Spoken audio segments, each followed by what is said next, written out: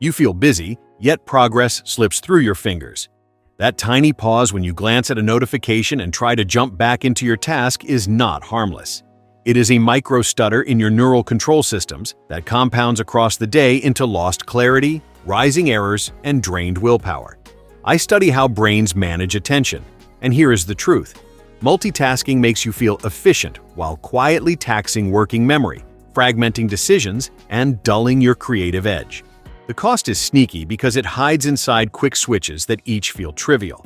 Add them up, and your day leaks focus in minutes you never notice. The fix is not hustle, it is precision. You will learn how to structure your work so your brain's strengths do the heavy lifting. We will decode the mechanics behind the damage and install habits that turn scattered effort into clean, fast results.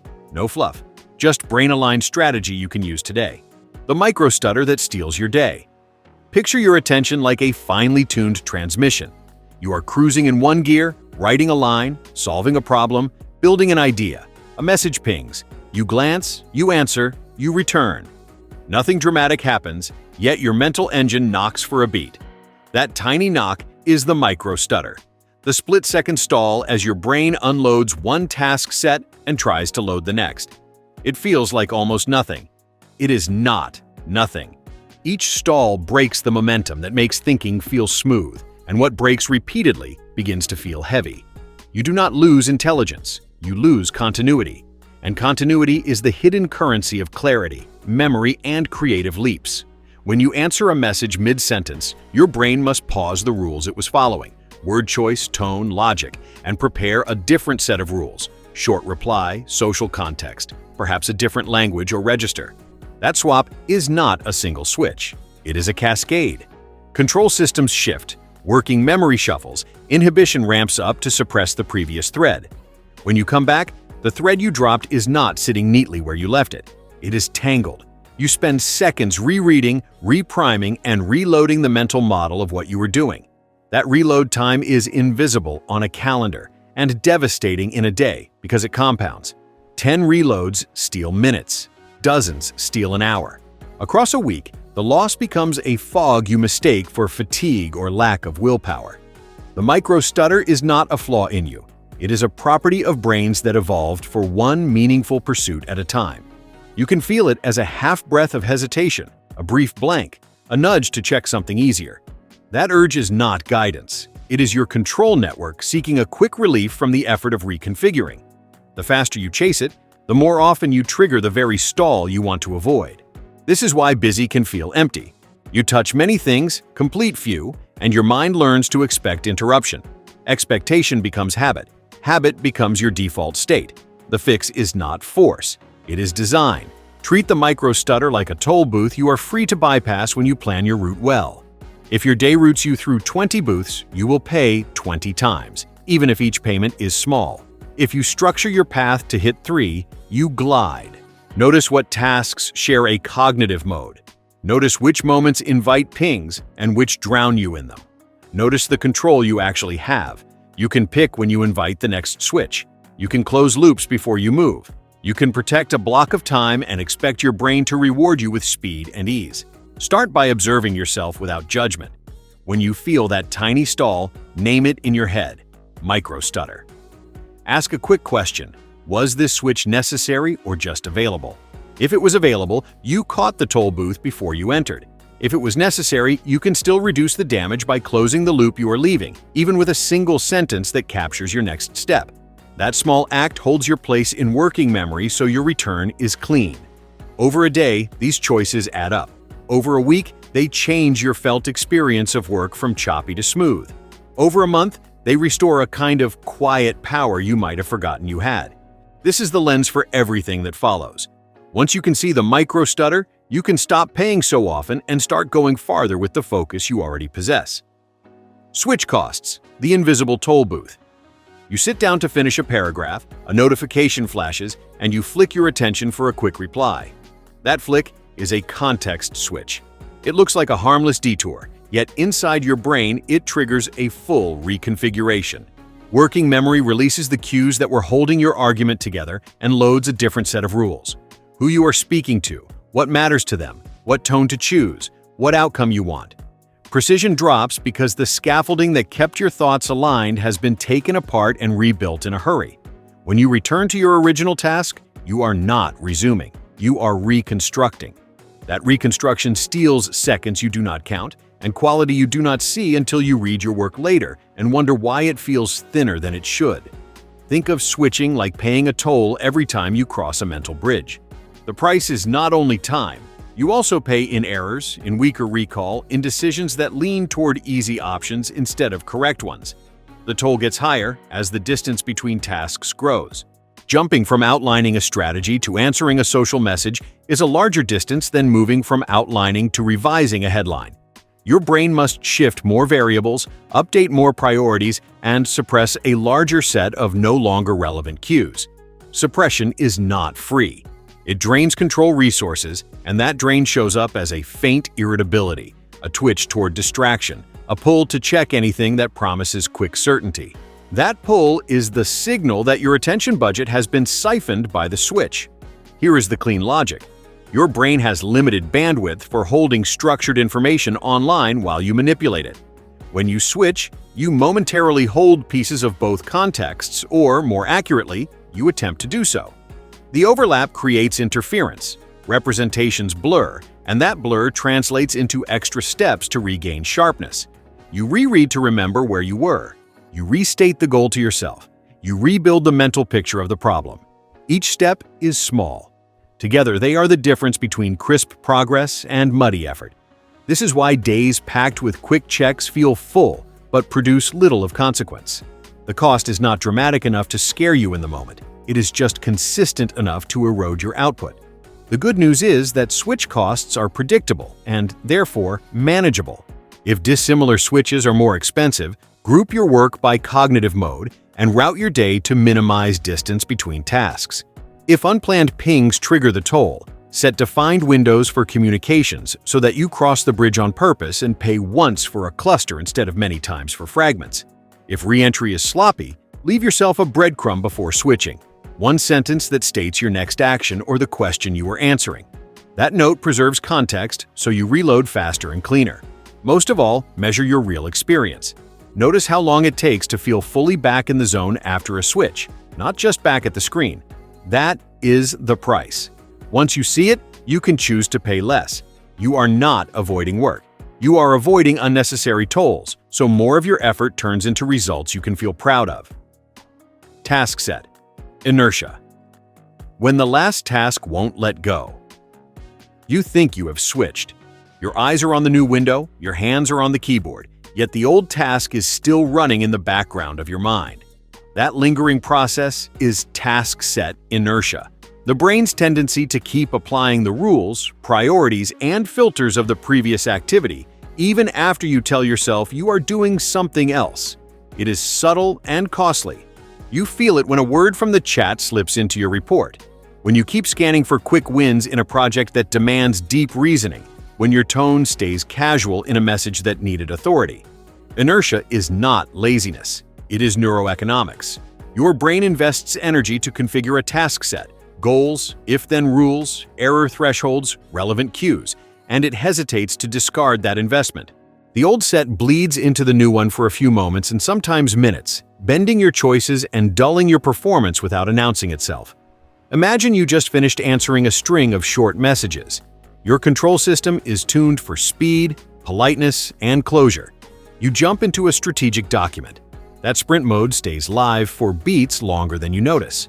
You skim instead of analyze, you choose familiar language instead of precise language, and you mark a paragraph as good enough when it needed one more layer of thought. The residue of the previous rule set is still in charge, or reverse it. You are diagramming a complex flow, holding multiple constraints in mind. A colleague pings with a simple yes or no question. You reply with an overlong explanation because your brain is still carrying the complexity frame. Both errors come from the same place.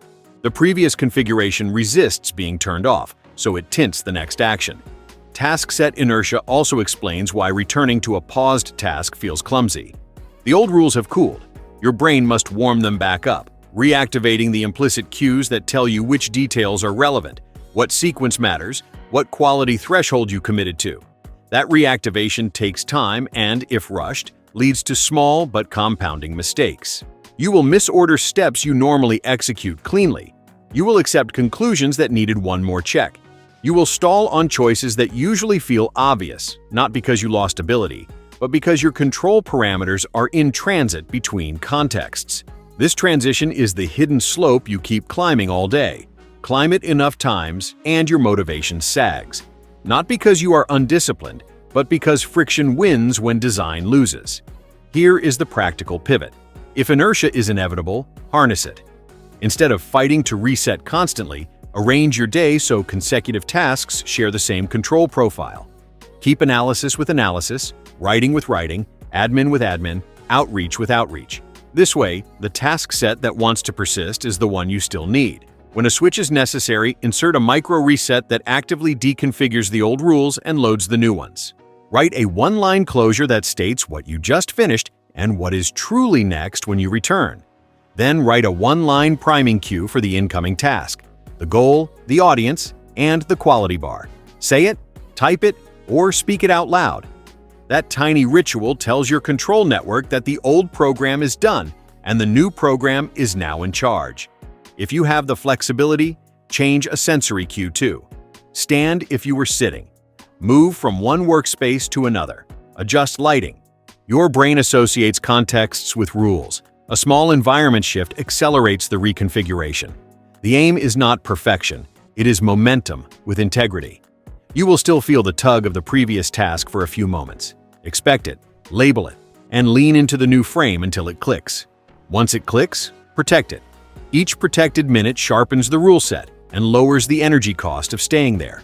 Over time, you will notice fewer mismatched tones, fewer sloppy lapses, and a steadier sense that your actions fit your intentions. That feeling is not cosmetic. It is the signature of a brain carrying one clear program at a time, on purpose. Task set inertia will always be there. Now it will be working for you, not against you. Recovery latency. The hidden delay after every ping. You think you are back the moment you close the notification. The cursor blinks. The screen is the same. Your hands are ready, yet your mind is a few steps behind, still shedding the last context and rebuilding the one you need now. That gap is recovery latency, the quiet delay between returning to a task and regaining full-speed, high-fidelity focus. It is not measured by the time you sit down again. It is measured by the time your thoughts click into a clean groove where ideas connect without friction. This delay is the true drain on your day because it repeats after every ping, every peak, every well-intended check. A second here, 20 seconds there, 90 seconds when the switch was abrupt or emotionally loaded. Add it up, and a third of an afternoon evaporates while you feel like you are working. Recovery latency has a shape you can learn to recognize. First comes the reorientation phase, where you reread to find the exact point you left. Then a repriming phase where you rebuild the problem model in working memory. Then a calibration phase where you adjust tone, criteria, and strategy back to the quality bar of this task. Only after those do you re-enter deep focus. If you rush any phase, you carry sand into the gears. You will reread twice. You will fix small errors later. You will feel the subtle urge to escape to something certain and quick, because the brain still senses mismatch between goal and configuration. That urge is not weakness. It is a signal that you have not fully paid the recovery cost, yet you are trying to spend focus you do not have loaded. This cost spikes with task distance and emotional residue. Jump from a thoughtful draft to a charged message thread, and your brain holds echoes of tone, urgency, and social stakes. Jump back too fast, and those echoes color your writing. The draft shrinks towards safe language. Your choices lean away from boldness. You did not lose courage. You lost the few minutes required to clear the noise. Recovery also stretches when you leave a task mid-thought. The open loop hangs like a magnet, pulling at your attention while you try to think about something else. You feel it as micro-anxiety, a tug to go back and resolve it, or to escape altogether. Either way, flow suffers. You do not need a lab to fix this. You need a ritual and 2 rules. The ritual is a 2-sentence bookmark each time you pause. What you just accomplished and the single next action you will take when you return. Write it at the top of your document or as a quick note.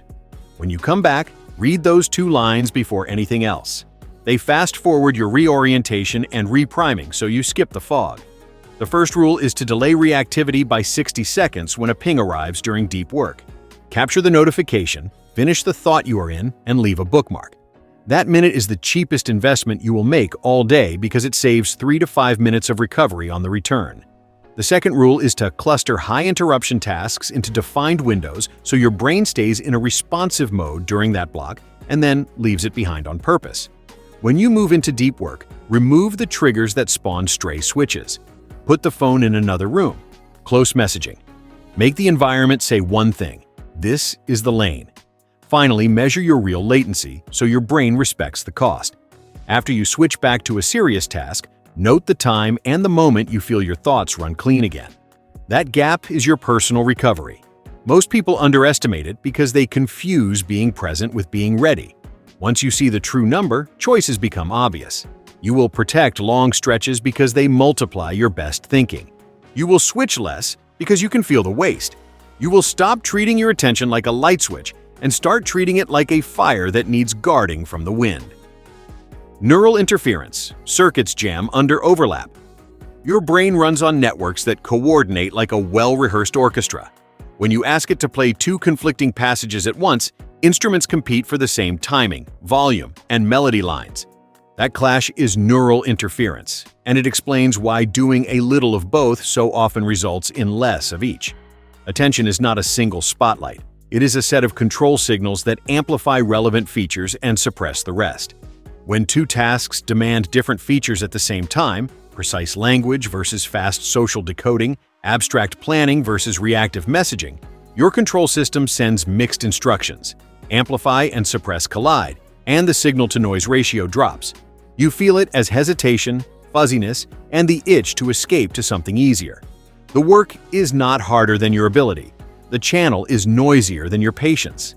Consider reading a dense paragraph while tracking a chat.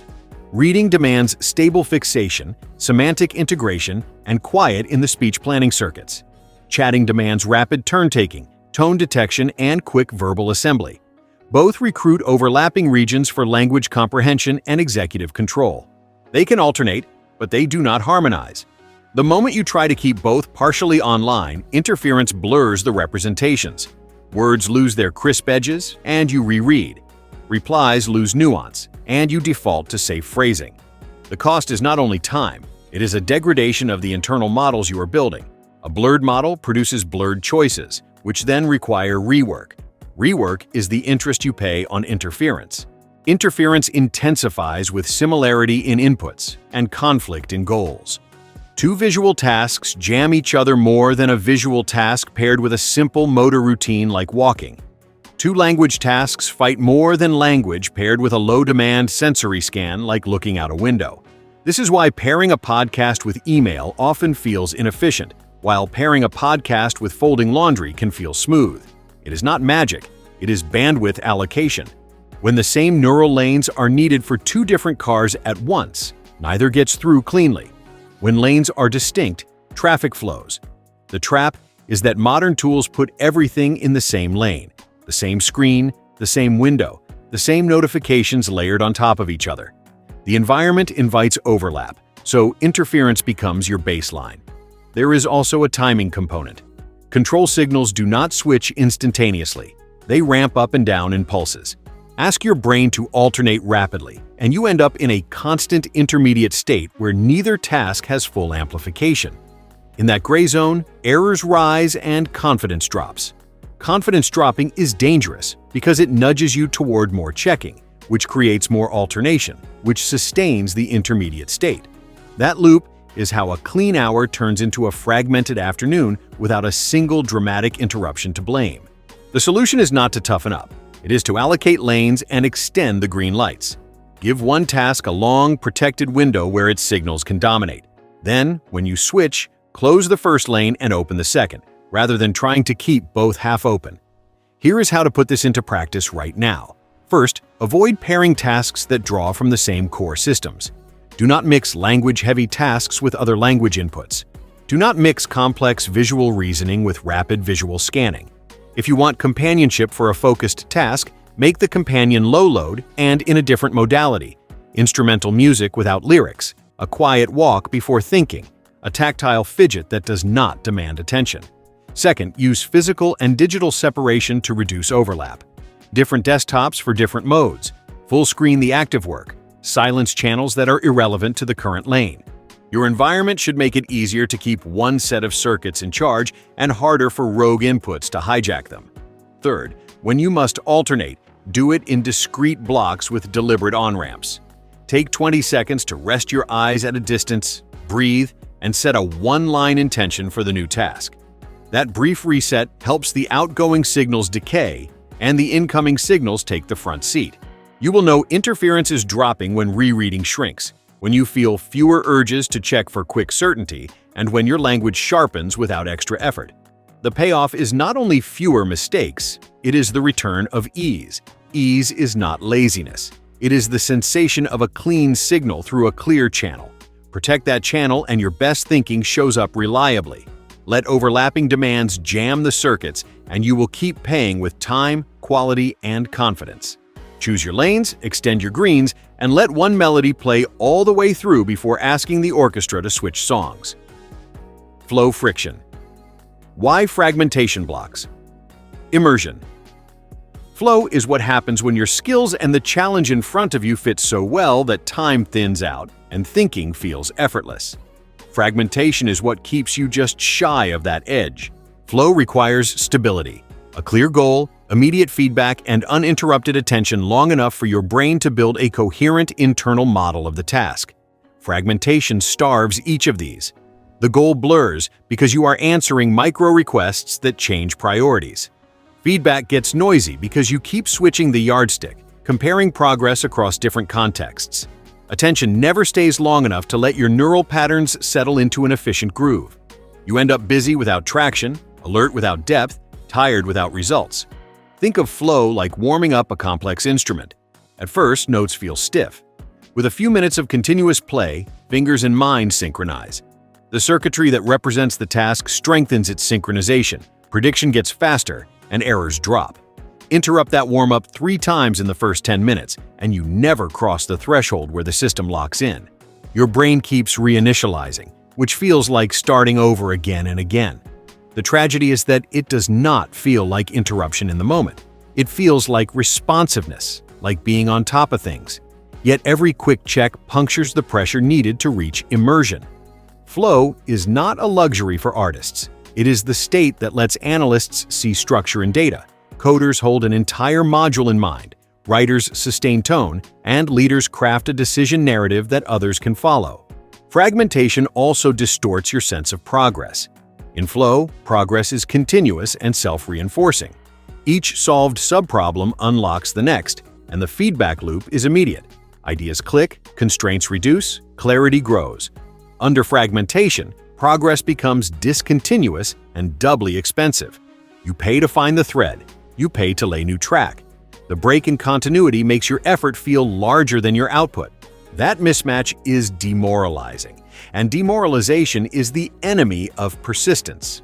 Many people interpret this as a motivation problem and push harder. The smarter move is to remove the fragmentation, because motivation returns automatically when the brain experiences clean progress. To enter flow more often, design the on-ramp and guard the lane. Set a crisp goal that fits your current skill window, stated in one sentence that names the outcome and the boundary of the session. Make the first minute frictionless by starting with a simple action that moves the task forward without requiring a decision. This primes prediction and momentum. Then, eliminate side channels that drip noise into your focus. Silence alerts, full screen the work, remove visual clutter, and keep only the tools that serve the immediate objective. Give yourself enough time for the system to lock in. Most flow sessions take a few minutes to emerge. End them too early and you train your brain to expect interruption. Lengthen the streak and the state will stabilize. When interruption is inevitable, control the transitions so flow can reform quickly. Before pausing, write a single line that states where you are in the logic and the exact next action when you return. That line is a bridge back to immersion. When you resume, read it, breathe, and replay the last 2 steps you completed to reload context. If the previous task was emotionally charged, take a 1-minute sensory reset. Look at a distant point, relax your jaw, and breathe slowly to downshift arousal. Flow resists high arousal unless the task specifically benefits from it. Treat this as part of the work, not a luxury. You are shaping your brain state to fit the demands of the task. You will know fragmentation is fading when your sessions feel longer than the clock says, when you need fewer drafts to reach quality, and when you close your laptop with a clean, quiet confidence rather than a jittery urge to check one more thing. That feeling is your signal that immersion did its job. It made hard work feel lighter by aligning your cognitive machinery with a single purpose. Protect that alignment and you will produce fewer but better things, faster than before, with energy left over to enjoy the win. Fast flexibility, slow sanity. Misusing a strength. Your brain is built to adapt fast. It can reconfigure priorities, rules, and attention in seconds, which is why you can pivot from a tough email to a quick calculation to a calendar check without formal training. That flexibility is a feature, not a bug. The trap is using it constantly, as if the ability to switch were the same as the wisdom to switch. Every rapid reconfiguration draws on control resources, spikes microstress, and leaves behind traces of the last task's mindset.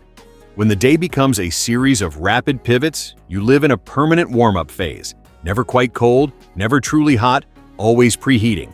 The result is a subtle but relentless drag on clarity, a creeping sense that everything takes more effort than it should, and a rising craving for small, easy wins to feel in control. That craving pushes more switching, and the loop tightens.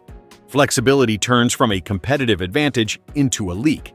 Look closely at how misuse hides in plain sight. You bounce between tasks to chase momentum, telling yourself you'll maintain energy by keeping things fresh. In truth, you're dodging the short, uncomfortable ramp into depth where the real leverage lives. You check messages mid-draft to clear the deck, believing you'll think better with fewer loose ends. What you actually clear is the fragile cognitive scaffolding that was about to support your best paragraph. You monitor multiple channels because you equate responsiveness with reliability. Yet the people who need your best work would trade a quick emoji for a clean decision delivered an hour later every time. You are not failing your responsibilities by switching less. You are serving them with work that stands. The physiology explains the psychology. Reconfiguration is a controlled stressor. Small doses feel energizing. Too many in sequence flood the system. Your baseline arousal rises, sleep quality drops, and you begin the next day with less margin. In that state, the brain hunts certainty. Certainty lives in the shortest tasks. Reply, refresh, reorder. You get a hit of completion without moving the needle. By afternoon, your executive control is tired, so your choices narrow to what feels immediately rewarding. That is how quick flexibility turns into slow erosion of sanity. You are not overwhelmed by complexity. You are worn down by unrelenting micro-costs that never resolve into a satisfying arc of progress. Reclaiming the strength means giving flexibility a job, not the wheel. Decide where switching is truly advantageous. Triage windows, brainstorming bursts, crisis containment. Box those modes so they do not spill into deep work by default. Outside those boxes, define the one most valuable problem you will hold long enough to cross into ease. Holding does not mean suffering. It means staying through the first few minutes of resistance, where boredom and anxiety impersonate useful signals. Once the system locks, everything gets lighter. That lightness is not luck. It is the compound interest of unbroken attention. If a legitimate interruption arrives, end your current segment with a one-line closure and a one-line re-entry cue. Then switch decisively. When you return, read the cue, breathe once, and rebuild the last two steps. This routine is not ceremony. It is a guardrail that keeps your strength from turning against you. You will feel the difference quickly. The afternoon slump softens. Your writing sharpens without extra edits. Meetings require less recovery. You end the day with a sense of completion strong enough to stop working on time, which restores the margin that makes tomorrow easier. That is slow sanity. Not slower output, but steadier output that accumulates into outcomes you can trust. Your brain's fast flexibility is a gift. Aim it like a tool. Reserve it for the moments where speed and adaptability win, and protect the stretches where depth does the heavy lifting. When you stop treating switching as a lifestyle and start treating it as a tactic, you get the best of both worlds: agility when needed, mastery when it matters. Similarity. Clustering. Turn dissimilarity into leverage.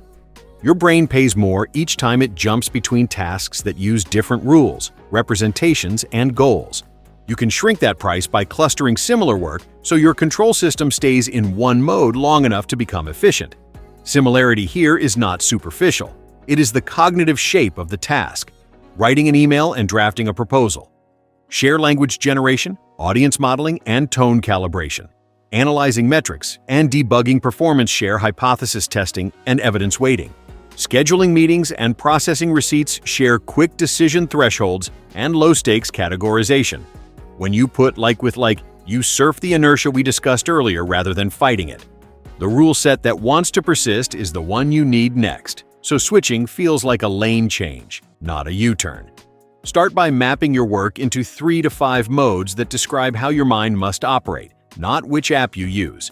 For most people, the core modes are analysis, writing, building, administration, and collaboration. Analysis means comparing options against criteria, modeling outcomes, and making trade-offs explicit. Writing means generating language with coherence and persuasion. Building means constructing or editing tangible artifacts like code, slides, or designs. Administration means sorting, filing, scheduling, and clearing small decisions. Collaboration means synchronous alignment and negotiation. Once you see your modes, batch tasks, so the day moves in arcs rather than spikes. 2 hours of analysis followed by 90 minutes of writing beats a day chopped into 8 alternating fragments, even if the total minutes are the same. The arc lets neural patterns stabilize, predictions speed up, and error rates drop. Next, sequence clusters from heaviest to lightest or vice versa based on your personal energy curve. If your best cognition is early, lead with analysis and writing, then land in collaboration and admin. If you warm slowly, start with admin to build momentum, then move into building and writing as focus deepens. Either approach is valid if you protect each cluster from foreign inputs. The protection is practical, not perfectionist. During a writing block, keep messaging off and leave only the documents you need visible. During a collaboration block, open the channels you must respond to and close deep work tools that tempt partial attention. You are telling your brain, this is the lane. The environment should agree. Clustering also reveals hidden mismatches. You might discover that your so-called multitasking is really mode conflict created by your tools. Tabs for chat, analytics, documents, and calendars live side by side, inviting you to hop between modes every few minutes. Solve it by creating separate desktops or browser profiles for each mode. Label them clearly and move the right apps into each. When you switch desktops, you are giving yourself a doorway into a new cognitive room rather than dragging the old room with you. This small structural change removes dozens of casual switches you would otherwise pay for unconsciously. To implement this tomorrow, list everything you plan to do and tag each item by mode with a single word. Sort by mode. Group the sets into blocks on your calendar, leaving small gaps for breath and reset. End each block with a one-line closure for the biggest item you touched, and start the next block with a one-line intention for the first item there. Those 2 lines are the hinges between doors. As you work, notice the ease that arrives mid-block as your mind locks into the mode. That ease is the compound interest of similarity. The more you honor it, the more you produce with less strain. Over time, clustering turns your day from a ping-pong match into a series of clean runs where attention carries you instead of you carrying attention. Residue. Resets. Close the loop before you move. The moment you stop mid-thought and jump to something else, you leave behind an open cognitive loop. Your brain keeps a silent watcher on that unfinished intention, and it tugs at your attention like a low hum. That hum is small, yet it layers. By noon, you are carrying a choir of half-finished cues competing for airtime. This is attention residue, and it travels with you, weakening precision in the task you are trying to do now. You feel it as a faint restlessness, a vague urge to check one more thing, difficulty holding the current goal steady, and a tendency to skim instead of think. The residue is not a character flaw. It is memory doing its job, trying to keep promises alive. The fix is to close the loop explicitly so memory can let go and the present task can fully load. Closing the loop means leaving a clean handoff to your future self. Use a brief closure note whenever you pause, even for a few minutes. 1 sentence for what you completed. 1 sentence for what you will do next. Write them at the top of the document, in your notebook, or in the task itself, where your eyes will land. The first sentence releases you from rumination by acknowledging progress. The second sentence stores the next action so your brain doesn't have to keep it active. This tiny ritual turns an open loop into a parked intention, which is far cheaper to maintain. When you return, you do not scavenge context. You read the note, and your mind rebuilds the model quickly because the right cues are ready. Pair closure notes with an exit breath and a visual reset. Look away from the screen to a distant point, relax your jaw, and take a slow exhale. This downshifts arousal and signals a true end to the task you are leaving. Then clear the workspace of unrelated cues. Close the extra tabs, minimize sidebars, and leave only what the next task needs. Every extra icon is a hook that can snag your attention and drag residue forward. Build a habit of finishing with a sweep. Capture, breathe, clear. It takes less than a minute and buys back several minutes of clean re-entry later, especially when the next task is cognitively heavy. When switching into deep work, add a ramp. Read your closure note, then write a one-line entry cue for the new task that names the goal, the audience or constraints, and the very first move. For a strategy doc, clarify the decision and the criteria. For code, state the function to implement and the test that proves it. For design, define the user state and the change you want them to feel. That single line anchors your working memory and keeps leftover intentions from hijacking the opening minutes. If the previous task carried emotional charge, extend the ramp with a 1-minute reset. Stand up, change posture, take 3 slow breaths, and perform a small, certain action in the new task to claim the ground. Certainty quiets residue. Protect your resets by scheduling them.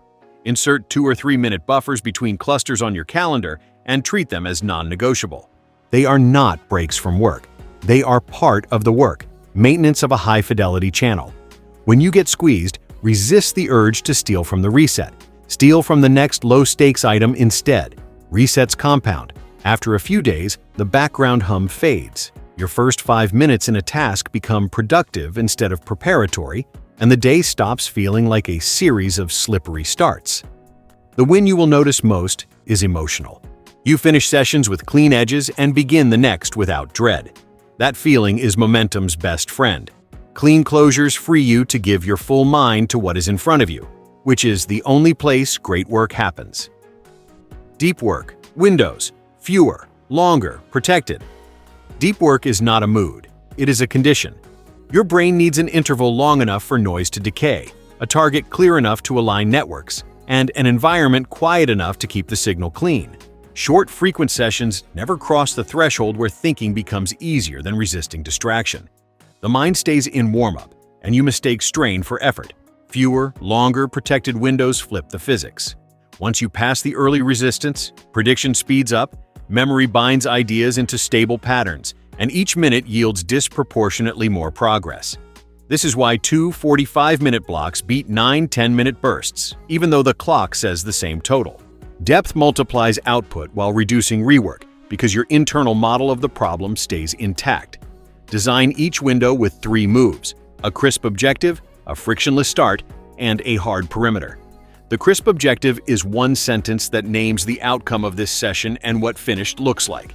Not work on the report, but draft the problem statement and 2 decision criteria.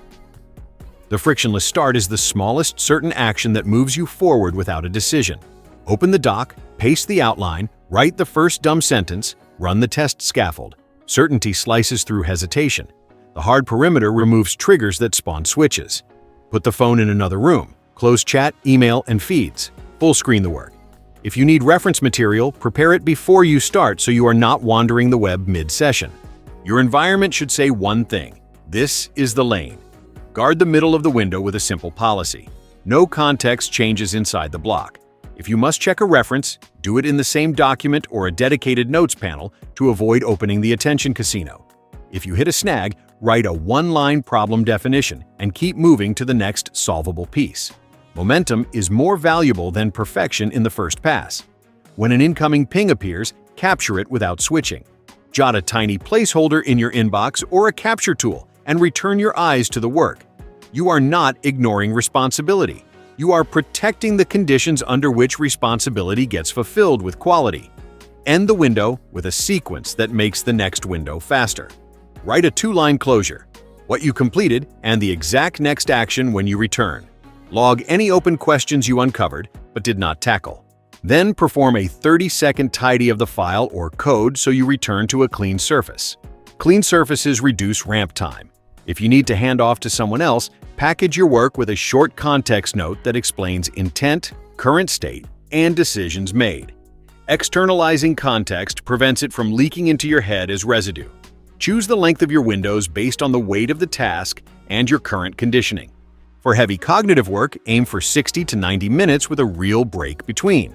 For moderate work, 30 to 45 minutes can sustain momentum without draining reserves. If you are rebuilding focus fitness, start shorter and add 5 minutes each day until the state becomes familiar and easier to enter. Track only one metric: how long it takes to feel your thoughts become smooth. That is your personal ramp. The goal is to shorten the ramp and lengthen the smooth portion. You will know the system is working when you ship more finished work with fewer revisions, when afternoons stop collapsing into busy noise, and when you end the day with enough clarity to stop without guilt. Depth is not about working more hours. It is about giving your brain the uninterrupted runway it needs to take off, then letting altitude do the lifting. Anticipatory control. Schedule interruptions on your terms. Interruptions feel random because they arrive on someone else's clock. The cure is to reclaim the clock. Anticipatory control means deciding when you will be reachable, when you will be responsive, and when you will be unreachable, then building your day around those boundaries. You are not ignoring people. You are making reliability predictable by separating two different modes: responsive mode and maker mode. In responsive mode, you clear messages, make quick decisions, and move small items forward. In maker mode, you protect deep work that requires silence and continuity. Mixing the modes guarantees frustration. Splitting them guarantees progress and trust because teammates learn exactly when they will get you at your best for each type of work. Start by defining 2 or 3 communication windows that fit your team's rhythms and your peak focus times. For example, late morning and late afternoon if your deepest focus is early. Announce these windows in your status and signatures so expectations reset without drama. Inside the windows, go fast and decisive. Batch similar conversations so your brain stays in one social cognitive lane. Turn every thread into a next step or a parked decision with a timestamp. Outside the windows, shut the gates completely. Move messaging apps off screen, silence non-critical notifications, and put your phone out of arm's reach. Your environment should reflect your mode at a glance. If it looks open, you will act open. If it looks closed, you will stay closed.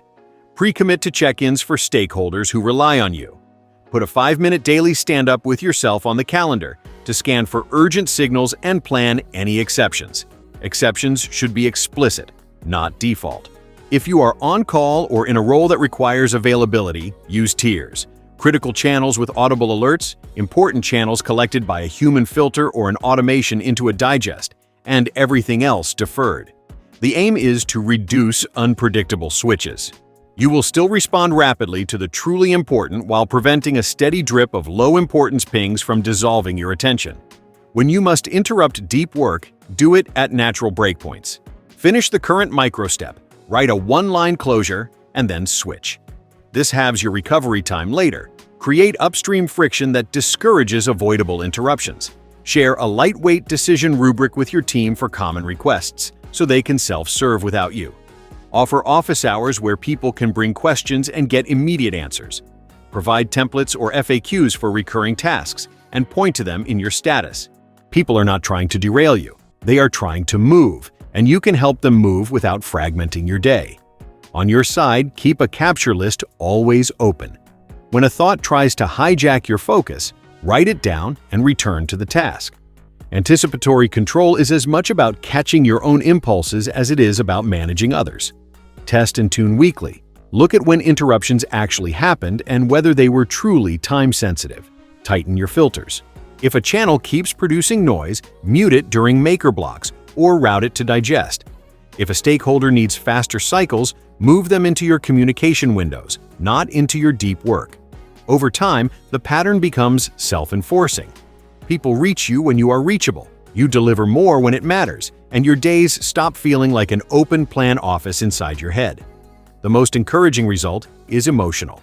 Predictability lowers baseline stress. Lower stress raises quality.